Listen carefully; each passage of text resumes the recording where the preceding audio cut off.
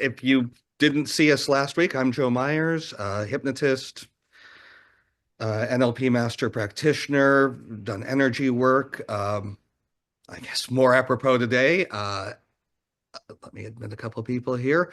I am a student of David's, and David, of course, David Barron, master hypnotist, persuasion expert, cult authority, and founder of Mind Control. And also, I forgot this last week, but also known as Dentalian Jones, written books under both names and gained quite a lot of popularity. Notoriety, I might even say. Well, that too. Uh, and he does it ethically. So Yeah. very happy I with do my that. best. Yeah. All right. Um, so, since you've spent decades studying influence, not just in hypnosis, but in the extreme environments like cults. I know you have some insight. What experience or experiences do you have to share about cults? What are the main lessons that you've learned? Okay. Yeah. I actually, I think I was very much a very susceptible person to cults when I was young, with some exceptions. I always felt I wanted to be a part of a bigger, I think this is very natural for a lot of people. Many people want to feel as though they're part of something greater than themselves and they are contributing to something that's big. I think that's a very natural sort of response. And so I had that. And I also had this understanding that there were perhaps people who were slightly more or better spiritually evolved than me, and I wanted to be inspired by them. But and so I read a lot about that. And addition, back in it was like 1984, so it was quite a while ago. I got involved with a large group. It's called a LGAT, LGAT, a large group awareness training. Larger group awareness trainings. One of them is a very popular one. It's called EST. The one I was involved in is Stream. There was one called Life Spring. Live Stream has transmuted and evolved into some other things since then. But what happened is uh, I had a friend who was my meditation, my yoga teacher, and he got involved with live stream, and he spoke about it to me in such a way that I felt I had to be involved. And it is who as a raise of hands, or maybe you can hit the raise hand button or something like that. Is there anyone here who is familiar with large group awareness trainings? You basically get a bunch of people together. You have one sort of in outcome that you're there to improve your life and make life different and become a better communicator. Scientology is sort of a version of that. And it was very inspiring for me, but I also learned very quickly as I got involved that they were willing to use very uncomfortable influence on me. I think that a good way that you can be aware of whether you're in a cult is to be aware of this acronym FOG, FOG, and that is fear, obligation, and guilt. Anyone who's trying to influence you, whether it's through a group, whether it's through personal interaction with somebody that uses fear, obligation, and guilt, it is a huge red flag. So it's really important to be aware of that. And I was probably very susceptible to it. I was also, I think I was more susceptible to it because I really wanted approval very badly. So they could definitely guilt me into a whole bunch of different things to do. The end result is I I didn't like the experience. I left, and before I even started thinking about hypnosis and doing a hypnosis practice, I started thinking about cults and how they worked, and that deeply influenced me into study cults. So one of um, oh, that's one of the big foundations of my interest in cults. So I suppose that answered at least a part of the question, Joe. Well, we have other things, but some questions came up there. Uh, Andres, are cults good or evil? Great question. Do you want to address that now or get back to that in a bit? Or Yes, there are good cults. Think of Apple Computer. Think of Harley Davidson. Think of um, well, I mean, what good cults do is they help create a sense of community and a feeling of belonging.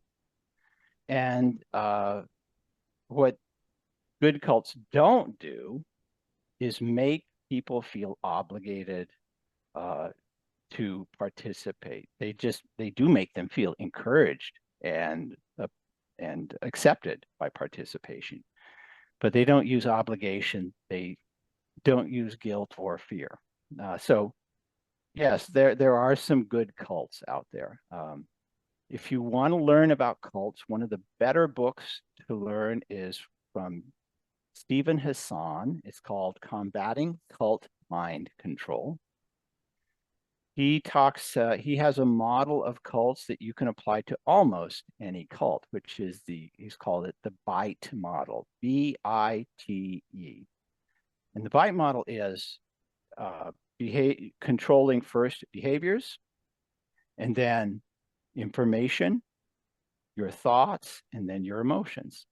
So think of the most coercive cults in the influence of behaviors. There are things you do and you don't do. Think of um, the cults that enforce gender roles. They enforce chastity and virtue behaviors, and they enforce prayer time. So they're controlling your behavior. I think one of the better examples of that is look into the Heaven's Gate cult.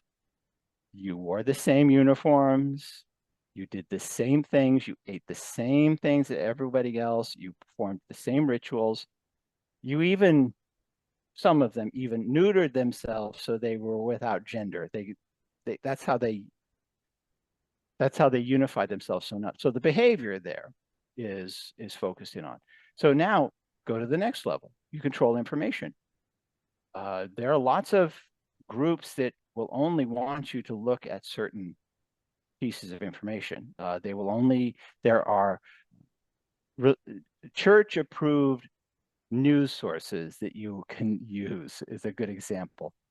The Church of Scientology has blocks on the news sources that you can use if you're using from their computer, and they only want you to be studying constantly Scientology information. If you get involved in that too much, you become absorbed in the whole information zone that is about Scientology. This will happen in other cults as well, whether it's Christian denominations. You can only read certain books. There are certain books you shouldn't read, of course. And then thoughts, BITE. The T is thoughts. Control your thoughts. This is where it really gets wicked. This is where they say you shouldn't have bad thoughts. I think the quote comes from Ayn Rand, but the quote is, the way to control a person is to give them a task they cannot accomplish. And so you tell somebody, don't think evil thoughts. Don't think lustful thoughts. Don't think greedy thoughts. Don't think of yourself at all. And you get a person committed to that, they start to change their whole behavior. The third or the final part of the bite model is control your emotion. There is, okay, I'll just mention the Church of Latter-day Saints, the Mormons. They talk about if you're a good Mormon, you will always display a countenance. And if you've ever seen a good Mormon, they are always smiling. Their eyes are teary like this, and their pocketbook is filled of antidepressants, and they're just smiling like crazy all the time. Now, for some people, having that is really supportive and encouraging, but it's also you're forcing yourself to demonstrate these emotions all the time. It can be very exhausting. So that's the bite model. And what I want you to consider, if you have this complete in a cult, what happens is think about building a culture around that cult. So you're building a group of people that are there to support themselves in all of these control of their behavior, the information sources, their thoughts, and their emotions. Then you get it continuously reinforcing. One of the best cult experts that I can think of, I think his name is Rick Ross. He talks about the genius of L. Ron Hubbard, who is the creator of Scientology. The genius is he created a mechanism to control people. He created this system that you would start to participate in, and there's all these things that sort of reinforce this. First you get auditing, and then you get a security check, and then you get required to do other security checks, and then you can only go into advanced levels unless you pass a security check.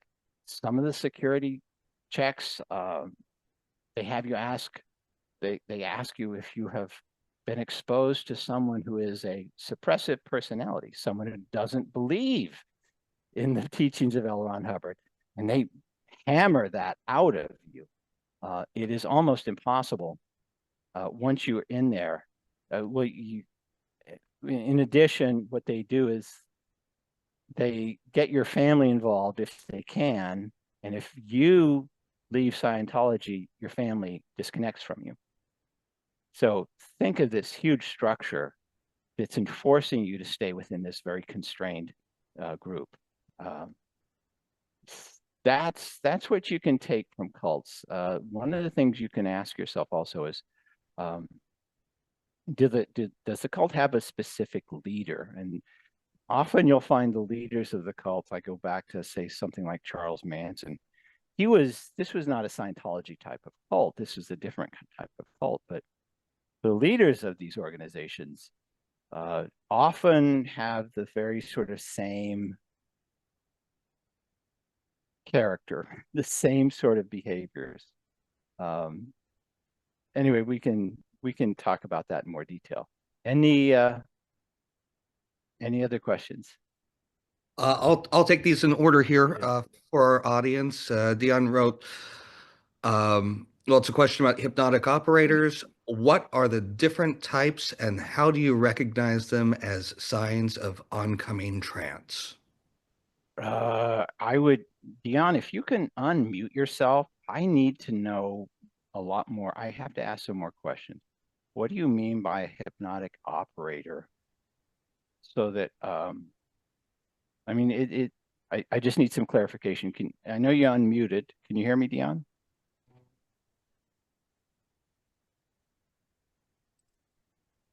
I'm gonna have to let it go. Okay. I can't hear you, Dion. Dion, if you would like, I'm just going to take these in order so I hopefully don't miss Yeah. anyone. Feel free to type in some more clarifying parts. Our friend Mark Henry here. I read Cult Control. I think your first book. Yeah, It was one of the first on cults, I believe. What made you decide to write a second book, Building Your Cult? Because of what I learned. This is the second edition. The second edition is actually I like a lot more than the first edition. The first edition is just largely about, and it's also in the second edition, but the first edition focused on building around you a supported environment in which people will will think you're really cool and want to be around you. The second edition, I added quite a few pages just because I looked into Charles Manson and what he did to create his following that committed several murders under his act and basically ended the hippie days of the 60s in a terrible murder. What he did was incredibly unique. And before we talk about this, I want you to imagine a cult leader who is able to influence a bunch of young people to do the most heinous and morally objectionable actions. And understand this. Charles Manson was 5 feet 2 inches tall. Okay. He is not a dominating figure. He influenced people by charming them first and foremost. He influenced them by making them feel as though they were the most important person in his presence at that time. He influenced them by giving them hope and making them part of a group. And now the most important thing, which you can't do legally, is he influenced them by giving them drugs, giving them LSD, and then performing rituals while they're high on LSD to demonstrate his divine ascension into godhood. Okay, if you are on LSD and you're witnessing someone who's saying, I am now God, it has a pretty much profound impact on you. Now, you can't do that anymore, but there are some things I think you can learn from that is really important. And I have my operations manual, which is how I run my business. And I talk about how you treat people. And in order to run a business and be someone that people want to work with you, you have to do something. You don't have to, but it makes a huge difference. Think of every interaction you have with somebody. Think of every telephone call, every text message, every email, every greeting you give them, and every message you send to them. And think of trying to accomplish at least one of these outcomes. You want to provide them reassurance. You want to create a sense of anticipation. You want to strengthen their sense of self so they feel they can affirm their self-worth, their self-esteem, and their self-image. You want to validate their success. So if they did something well, you want to let them know how proud you are of them. You want to build optimism, and you want to take their failures and treat them as lessons and have them see them as something they can build from. You do that, and the person you're with is going to like being with you. You do that consistently, and you don't just become a good influencer or a good hypnotist. You become a pretty decent person. Now, if you don't have any moral compass to guide you at that, you can become incredibly manipulative and influence people. But that is one of the things that Charles Manson did very well. He made people feel incredibly special in his presence. And then he had everyone else reinforce that when he was not around. So again, I work that into my operations manual so that I am always, when I read it, I'm always trying to remind myself to make these interactions as positive, supportive, and encouraging as possible, regardless of whether it's a text message or a phone call or an email. So that's one of the things I think I got a lot from Charles Manson. However, Charles Manson had that many cult leaders have is a complete lack of empathy. I mean, that's the deciding factor of a sociopath.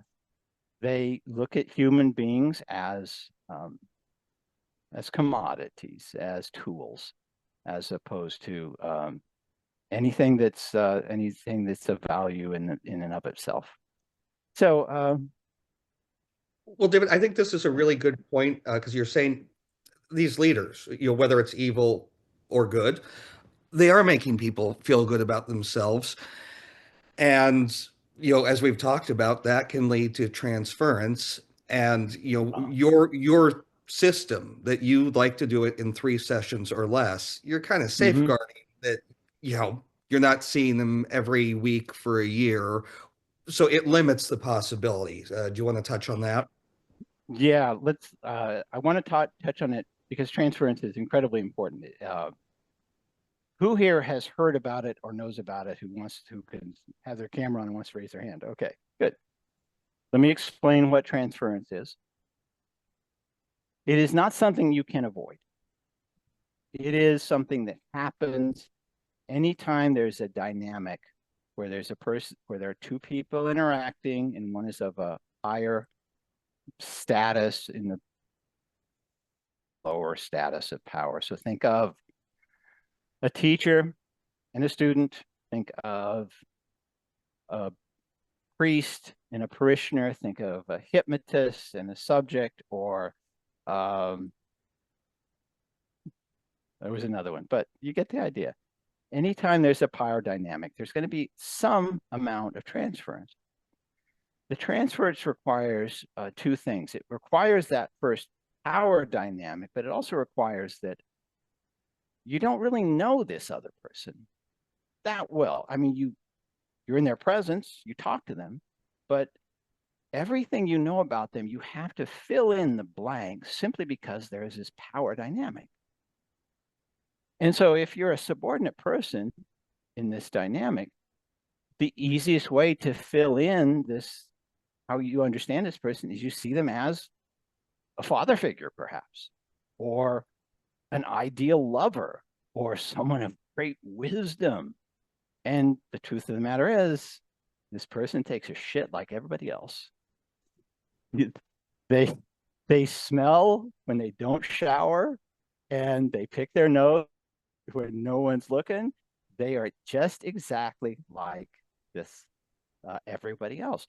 But the person in the lower part of this power dynamic doesn't know that. And so if you have this dynamic over time, and you figure out this person is, and you don't figure out this person is just another human being, you're going to continue to add this transference to this higher person in the power dynamic. And it happens in hypnosis. How I sort of help prevent that from happening is a couple things. I limit the number of sessions that are required. It's really hard to get a lot of transference if I work with somebody for just 3 sessions, so I limit my sessions to 3 sessions.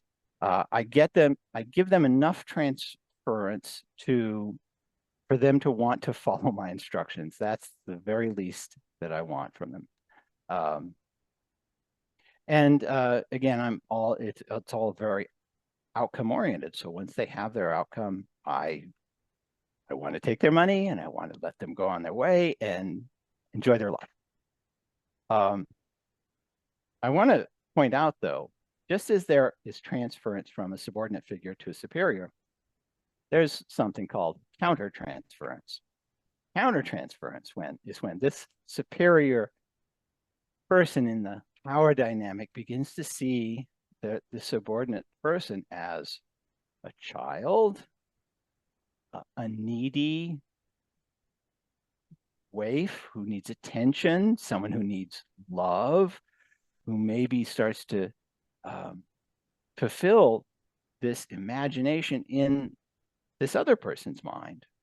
in this person in the higher power dynamics mind, there's a counter transference, and not being aware of transference, counter transference can be a real danger, because you, as a hypnotist or a therapist, have you ever heard of a priest seducing a parishioner?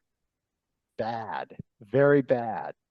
Lots of transference and countertransference. Have you ever heard of a therapist falling in love with their patient? Lots of transference and countertransference. And it's something you just have to be aware of. If you're not aware of it, you can definitely fall into a trap. Years ago, I would see people for over a long period of time, and I helped this woman lose a lot of weight. And thankfully, I knew what I was doing.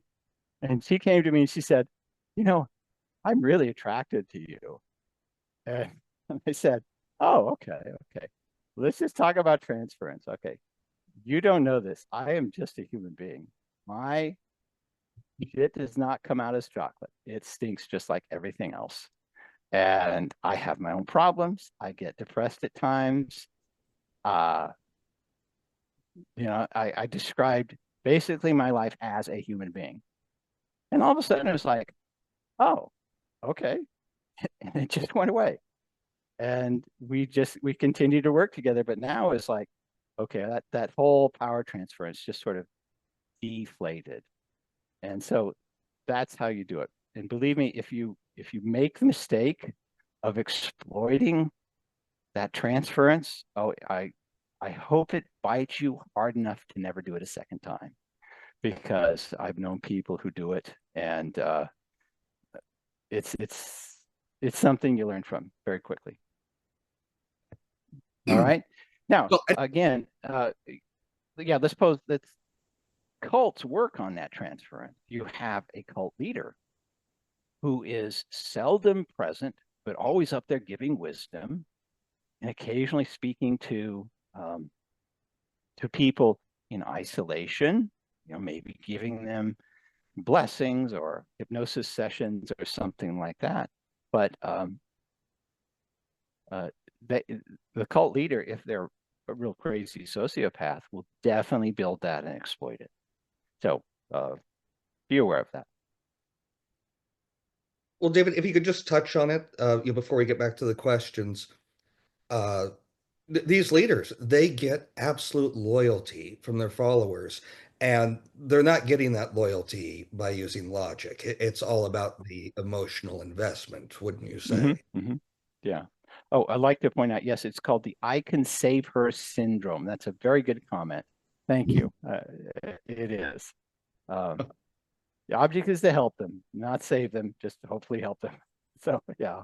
Well, back to questions here. Oh, Emotions. Yes. Okay. I just Cults work. Go ahead. sorry, there's a little lag there. Go ahead. All right. I'm just reading the notes here.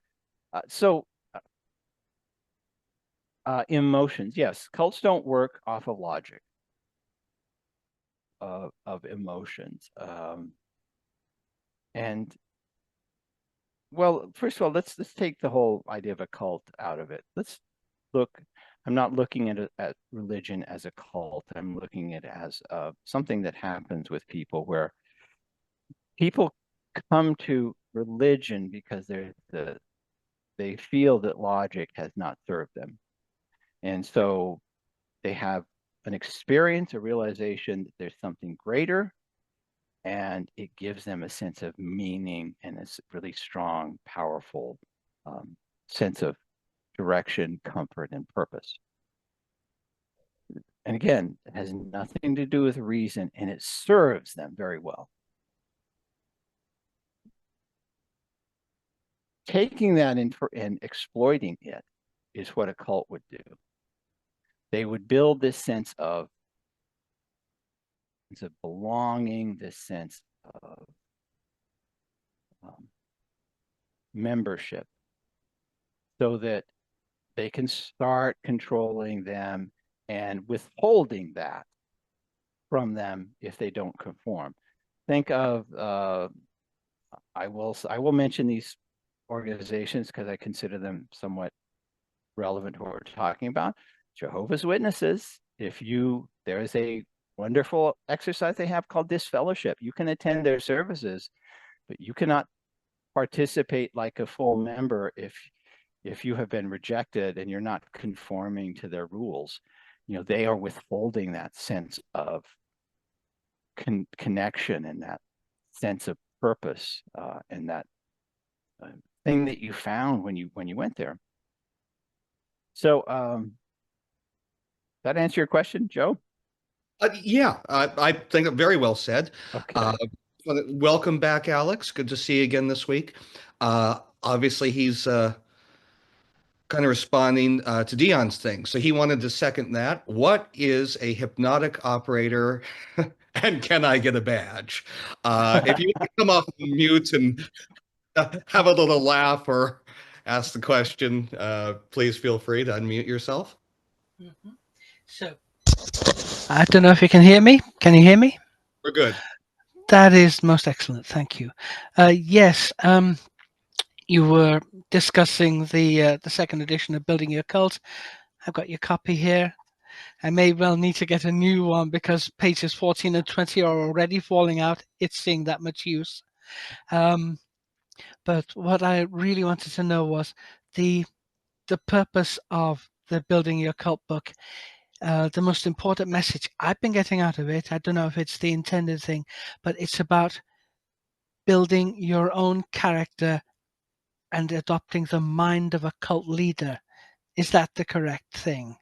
I think that's very accurate. It's planted with all of these tools. So if you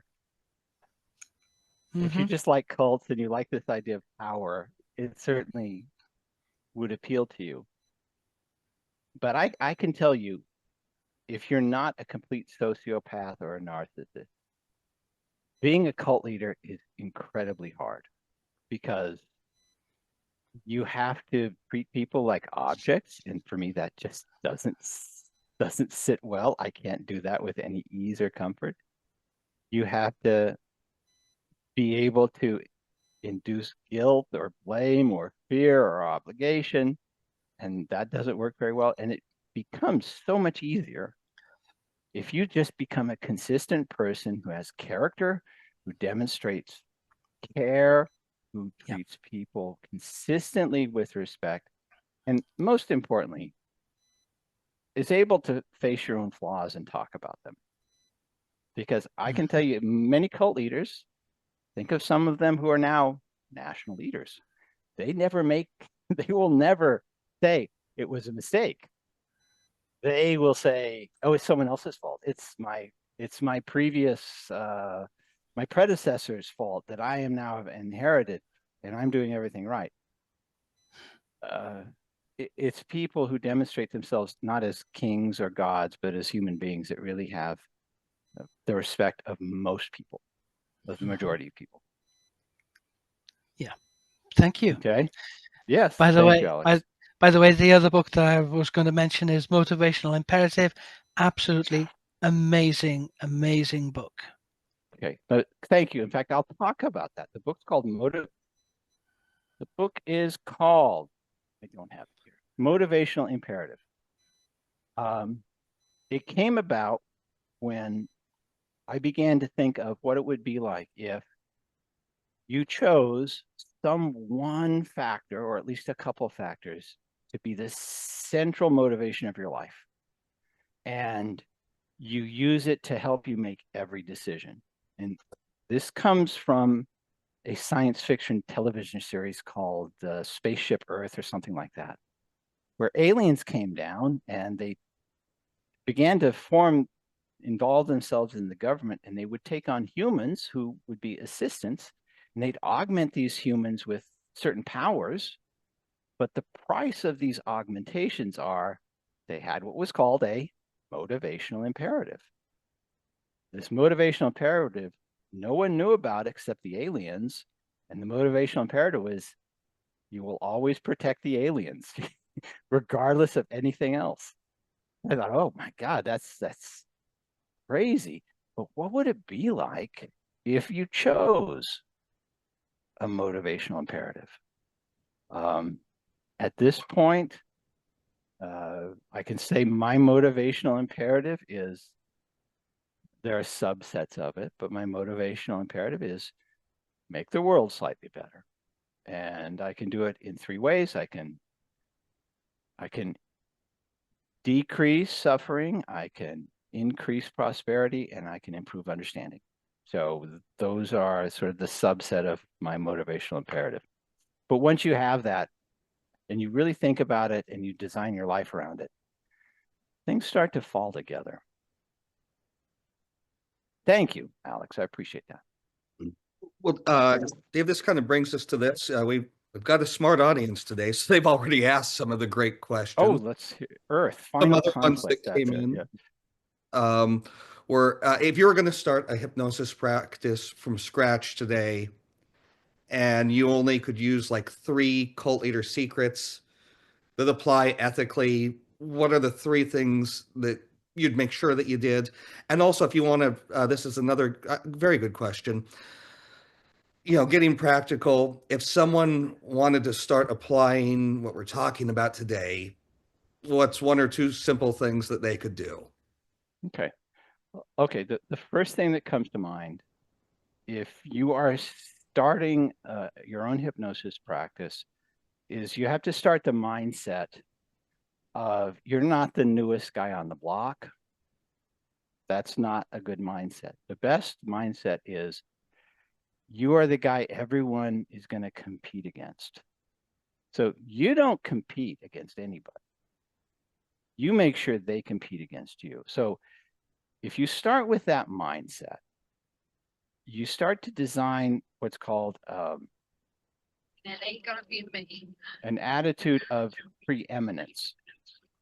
And preeminence simply means you're the leader in your field. And so you want to be there as a leader in your field. And how do you start to demonstrate it? You can start demonstrating it just in your treatment of other people. So how would the very most competent hypnotist in your area treat other human beings? How would they talk to them? How would they dress? Again, you notice I always wear black. That's part of my persona as a hypnotist, is I wear black. Then you start extending that around. You think about, okay, if I'm going to demonstrate this preeminence, what is my website going to look like? What is the messages that I'm going to say? How am I going to develop my practice and the sessions so that everyone participates in it, feels as though they're getting the very best that's available. And it goes beyond that. It goes on beyond, okay, if I have a website, I probably have Google reviews. How do I get a bunch of Google reviews so that everyone praises me? And by the way, in my main hypnosis center, which is in New Hampshire, I have 3 times more Google reviews than my nearest competitor. It's all because I have a system to do that, and it's all about this thing of preeminence. So that's one of the first things, is set your attitude that you're going to be the person everyone's going to compete against, and just make it feel like it fits, and then do that. Let's see. Now you said 3 different things that a cult leader would do. That was one. Let me see. The other thing, actually, no, that's all 3 of them in my mind. That covers most of them. Or what you can do, and I have not done this, but what you can do is form a support group, which is have people you have worked with come together and be a support of each other. So that way, everyone's doing the work for you, encouraging and supportive. Again, that's not something I've done. It's seems practical and time consuming for me at this point, but it's a good thing you can do. And anything else? Yeah, the other thing is go back to Charles Manson. Always make people feel better when you leave them. That is a big cult secret. Well, one of the things we've talked about before, since you have studied this for a long time, when you apply it, you're not out there to manipulate people, but you are giving them what they're already craving. And for most people, that's a sense of belonging, certainty, growth and purpose. I think you've had a lot of success. And I know there are people, we've seen some that go overboard, but when you do it in a good way, it's nice when you don't just consider them clients, they become your, fans and advocates of your work. And, Right. when we're talking about this, to kind of wrap up this section, what would you say are the biggest red flags that a hypnotist should watch out for, to make sure that they're staying ethical and applying these influence programs? The first thing I would do is just, if you start thinking of exploiting your client, maybe, first of all, I know what it's like to start a business and starve and just want the next client to pay you. And I have influenced people sufficiently to pay me, and their result has not been the value that they expended money. And so I will give them their money back, and I have to go back and worry about money. And that's just not something I want to do anymore. So I think one of the things you could do is, first of all, and I do have this, have a certain amount of refunds available, so that if someone wants a refund, and I will typically do this, I don't even ask, where do I send it? They say, can I get a refund? My first response is I just send them refund, and I say, yes, check your balance. I just refunded you. But yeah, big red flag is being desperate for money and clients. What you should be desperate for is to help people. That will improve over time, make things much better for you. Okay, well, we're kind of wrapping up a little bit. We'd like to take some time in June. It's all on David's website, Mind Control Publishing. Yeah. We'll have our 4-day seminar. We'll be teaching the nuances in the 3-session hypnosis. I'm gonna put in the link, Beautiful, or in the chat, the link to the seminar that we'll be doing. And so what I want to emphasize is about how the seminar is set up.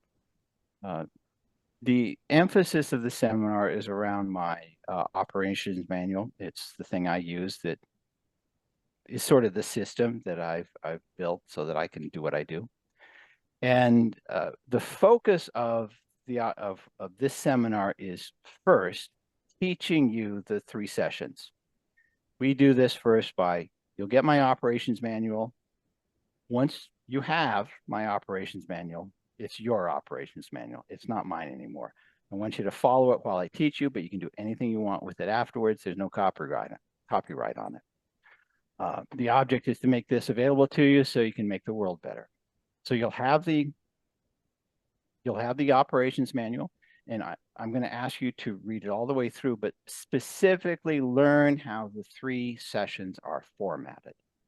So you'll read the 3 sessions, then I have you take the 3 sessions and divide them up and put them in what might be called a script.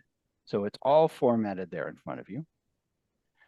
I'm going to ask you to read that so you understand it. Now, during the seminar, I will talk about it, I will demonstrate it, and then we'll discuss it. But then the most important part is you get to be a hypnosis subject using each of the 3 sessions. You get to be a hypnotist using each of the 3 sessions. And third, you get to observe at least one other person doing that. So you're the third party analyzing it and observing it and being able to give feedback when it's all done. And with that in mind, of course, the objective is to be good at this system, but more importantly than that, this whole system's designed to help people improve their lives. So since you're going to be both a hypnotist and a subject, think of how you would want to improve your life. What are the qualities you want to bring into your life so that you're not just learning how to do hypnosis, you're becoming a better person. You're changing your whole sense of self and how you see yourself. That's the objective I have. And then, you know, once we're all done, you get the certificate and I drop the leash and I have this roaming band of samurai hypnotists going off in the world and hopefully making the world slightly better. And of course, if you need my feedback, I will gladly give you support and encouragement. And again, all of that's going to be there at the link that I posted in the chat. All right. Any of you have anyone here is available to answer questions. You can either type it in the chat or unmute yourself, and we'll go from there.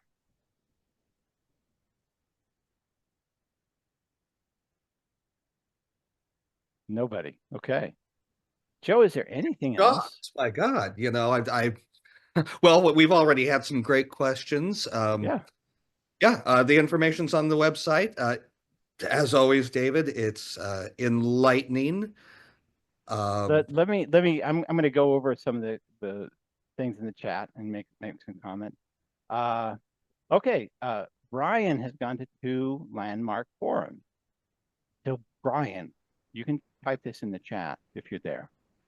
Would you say that landmark sort of fit the format of a cult? I'm very curious about that. Let's see. Someone else said. Oh yeah, Dion. The cult leader is rarely right, but never wrong. Yeah. Well, David, correct me if I'm wrong, but wasn't that originally Est, and then they changed their name? Okay. Earhart Seminar Training, and it turned into Landmark Forum. And I will say, it does walk a line of being a very, very positive cult. It does design participating in Landmark. Everything I've heard is a very positive and transformative experience. That changes when you become part of the Landmark structure, from what I've heard. As you become part of the administration and you start teaching or involving yourself and volunteering for it, that is when it starts to change and start to become sort of coercive and manipulative.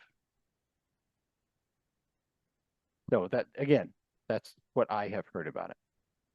Anyone else? Oh, yeah. Brian said something. Yeah, Landmark really wants you to volunteer and recruit. In fact, here's a really culty thing that Landmark has introduced. Introduced the word, let's see, what is the word? It's not recruit. It's, thank you. It's enroll. They ask you to be, you need to be more enrolling. And of course, Brian, what's their definition of enroll? It's like, well,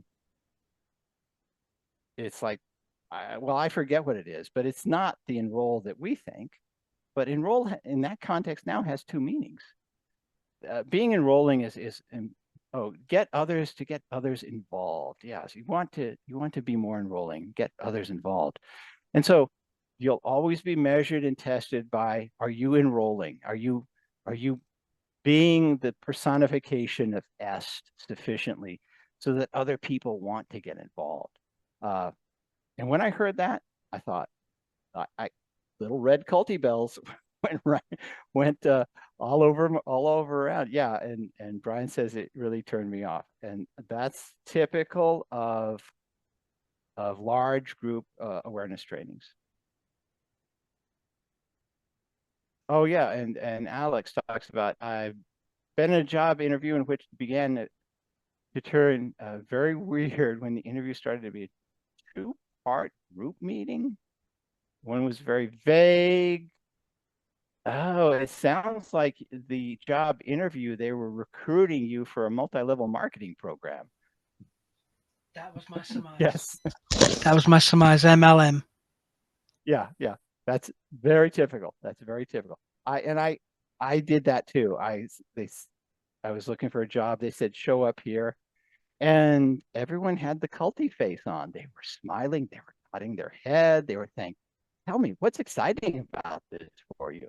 And I'm going, oh my gosh. And then I realized what they were doing. And yeah. The men and women were unbelievable, like supermodel beautiful, but absolutely none of them had any warmth behind those eyes. They were like cold, dead fish that I'd seen lying on a slab on Covent Garden one morning. Honestly, they'd just been freshly pulled out of the Thames. Their eyes looked just like that. Oh yeah. Yeah. That's what it was like. And again, multi-level marketing organizations can be very, very culty. So it's always a red flag when someone wants to enroll or recruit you and talk about, when they call you up and say, can I tell you about a business opportunity? Oh, red flag, red sirens. Yeah, absolutely. All right. It is safe to say a cult operates like a mentalist MLM format. Yeah, that's true. In fact, there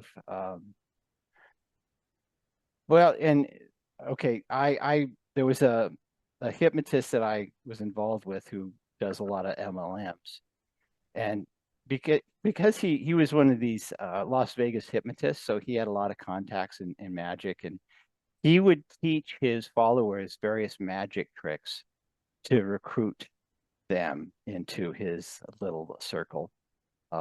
He was the one, I think I told you this last time, he was the one who, bragging to me, he told me, I'm going to auction off a $100 bill. You'll be surprised.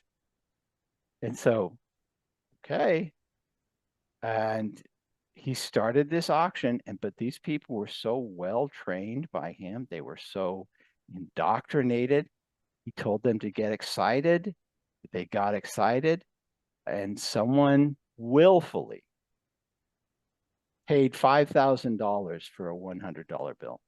So that was the conclusion.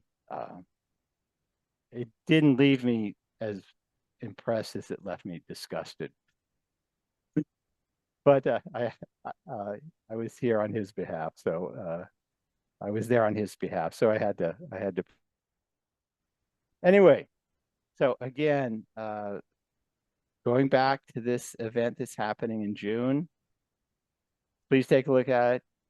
You should be able to find my contact information in various places. You can find it there at Mind Control Publishing. You can find it there at my website, New Hampshire Hypnosis. If anyone here has any questions about that, I'm an open book. I'm not the guru at the top of the hill that you can't reach. I want to make sure that I can encouragement anywhere I can. With that, does anyone have any final questions? All right. You guys have my blessings because you're here. You're not somewhere else. So you actually had to sacrifice to get here. And I appreciate you taking the time to do that. Again, call me if you have any questions. It was great. Well, we're going to do this again next week. So you'll get an invite. All right. Okay, Thanks, Anders, everyone. get some sleep. Blessings all. Blessings. All right. You're welcome. Thank you, Alex. Please take care. See you next week. So long.